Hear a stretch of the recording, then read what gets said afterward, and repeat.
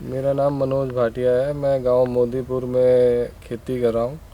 पिछले 3 साल से मैं खेती कर रहा हूँ यहाँ पर। सबसे पहले मैंने पॉली हाउस लगाया, लेकिन पॉली हाउस में जो हमने कमियाँ पेश की, तो सबसे बड़ी प्रॉब्लम हमको मार्केट को लेके आई। हमारा प्रोड्यूस जनवरी से पहले कभी मार्केट में आ नहीं पाया।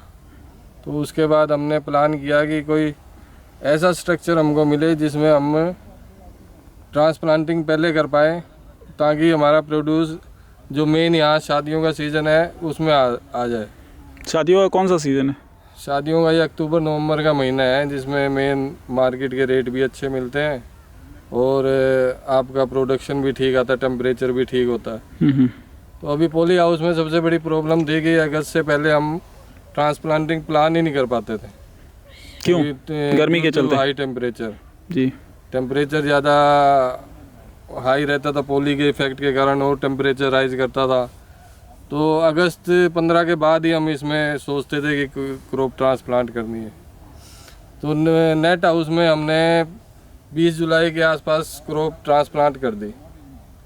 तो अभी मैं दो साल से ग्रीन हाउस में खेती कर रहा था। ग्रीन हाउस में मैं फरवरी से पहले कभी माल बेच नहीं पाया। अभी नेट हाउस में इसमें से मैं 4 लाख की कैप्सिकम बेच चुका हूँ। कितना एरिया है? ये अभी 1 एकड़ का एरिया है। और कितना बड़ा प्लांट है ये? कब का है डेट ऑफ प्लांटिंग? ये 15 जुलाई को ट्रांसप्लांट किया था नर्सरी से। जी। और कितना टन अभी तक उपज गया? तो अभी 8-8.5 टन के आसपास मैं माल इसमें से बेच चुका हूँ 1 एकड़ में। 1 एकड़ में। और एवरेज दाम कितना लगा? तो दाम इसमें मैंने ग्रीन और कलर्ड मिला के बेचा है, जिसमें से 1.25 लाख के आसपास का ग्रीन है और बाकी जो है 1.25 लाख का कलर्ड है, बाकी जो है ग्रीन बेचा है मैंने। और अभी और कितने दिन फसल आपके चलने की उम्मीद है? अभी ये मेन चीज़ है कि पॉली हाउस में हम अप्रैल एंड तक लेके चलते थे फसल को। अभी ये वेंटिलेटेड स्ट्रक्चर, मतलब इसमें वेंटिलेशन भी ज़्यादा है, एरेशन भी ज़्यादा है, तो इसमें हम सोच रहे हैं कि जून तक इसको कैरी कर सकते हैं। तो आपका 12 महीने का फसल इसमें मतलब कि कोई बिना प्रॉब्लम के निकल सकता। सबसे बड़ी चीज़ ये है। अभी लास्ट ईयर हमने टमाटर भी किया था नेट हाउस में, उसमें हमको अच्छे रिजल्ट मिले। मतलब 88 टन मैंने हार्वेस्ट किया था 1 एकड़ से टमाटर। और एवरेज क्या रेट मिला आपको मार्केट में? एवरेज 11 रुपये का भाव मुझे अपनी मार्केट में, करनाल मार्केट में मिला था। और उगाने का खर्चा कितना आया? उगाने का 2.5 लाख के आसपास का खर्चा था। तो फिर आपको 6-7 लाख रुपए की आमदनी हुई 1 एकड़ से? हाँ, ज़्यादा हुई, 6-7 से तो ज़्यादा हुई। ये एग्रीकल्चर पे इनकम टैक्स नहीं है, इसलिए आप खुल के बता सकते हैं।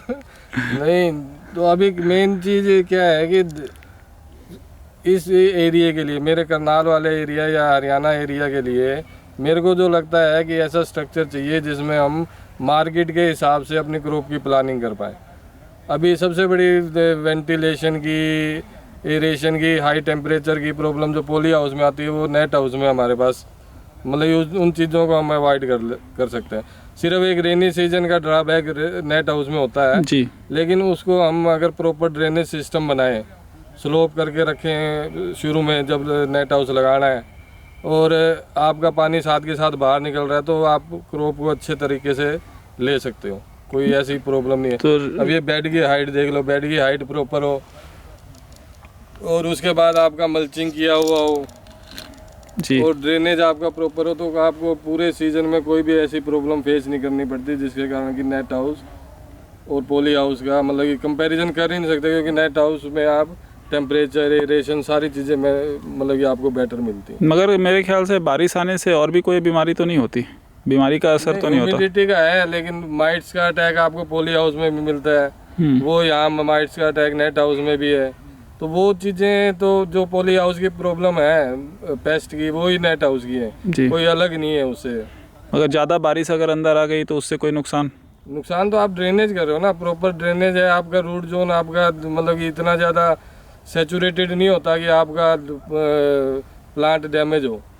तो उसमें मल्चिंग डालने से आपको फ़ायदा है? मल्चिंग डालने से फ़ायदा है कि आपका रेन का कोई भी वाटर आपके चैनल के थ्रू बाहर निकल रहा है, ड्रेन आउट हो रहा है जी।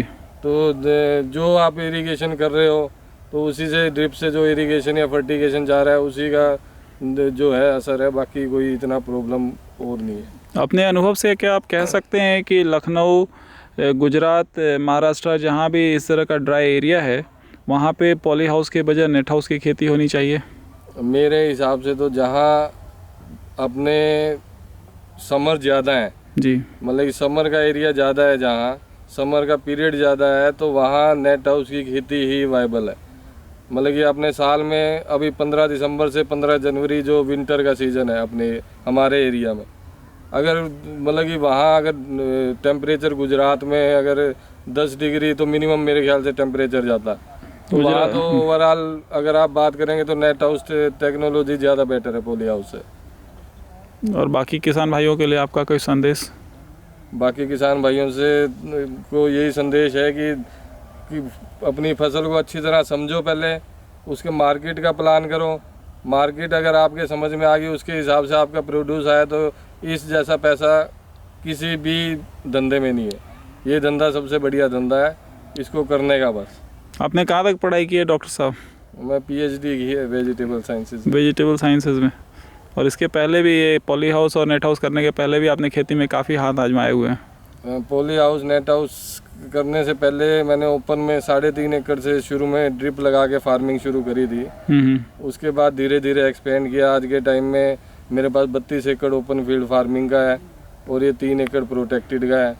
तो आप 32 एकड़ के तुलना में जब 3 एकड़ प्रोटेक्टेड कल्टीवेशन करते हो तो आपकी आमदनी में कितना फ़र्क है? एक रेशियो अगर अनुपात आप बताना चाहेंगे किसान भाइयों के फ़ायदे के लिए कि खुले में कितना आपको फ़ायदा होता है और उसके तुलना में प्रोटेक्टेड कल्टीवेशन में कितना फ़ायदा होता है, आमदनी होती है?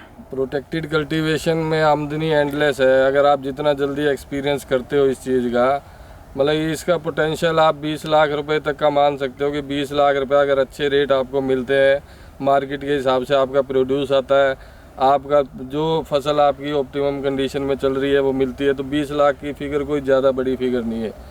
और ओपन के कंपैरिजन करें तो ओपन में भी हम आज के टाइम में हमारा रोटेशन जो है 4 से 4.5 लाख रुपए का फिगर है ओपन फील्ड फार्मिंग का, जिसमें मल्चिंग हम यूज़ करते हैं, ड्रिप इरिगेशन है, फर्टिगेशन है, सारी चीज़ है। तो आपका ये कहना है कि नेट हाउस के अंदर आप लगभग अपनी आमदनी एवरेज दुगुना तो कर ही सकते हैं? दुगुना तिगुना कर सकते हो आप। तिगुना कर सकते हैं। और ये नेट हाउस के स्ट्रक्चर के बारे में आप कुछ कहना चाहेंगे? नेट हाउस का स्ट्रक्चर का मेरा जो रिकमेंडेशन है या सजेशन है, इसका अगर थोड़ा हाइट और इंक्रीज़ की जाए, वेंटिलेशन और इसका प्रॉपर हो। जो ऊपर शेड नेट है, अभी तो शेड नेट है, अभी डिपार्टमेंट ने किया है इसमें इंसेक्ट प्रूफ नेट का कंपल्शन, लेकिन अगर यही शेड नेट अगर थोड़े हाइट पे चले जाए तो आपको थोड़ा और पेस्ट फ्री एनवायरनमेंट मिल सकता है। अच्छा, कितनी ऊंचाई आप और ज़्यादा चाहेंगे? 1 मीटर अगर एक्सटेंड की जाए तो वो सफिशिएंट। 1 मीटर और एक्सटेंड करना चाहेंगे? ठीक है, धन्यवाद। Thank you. 1 मीटर और ऊपर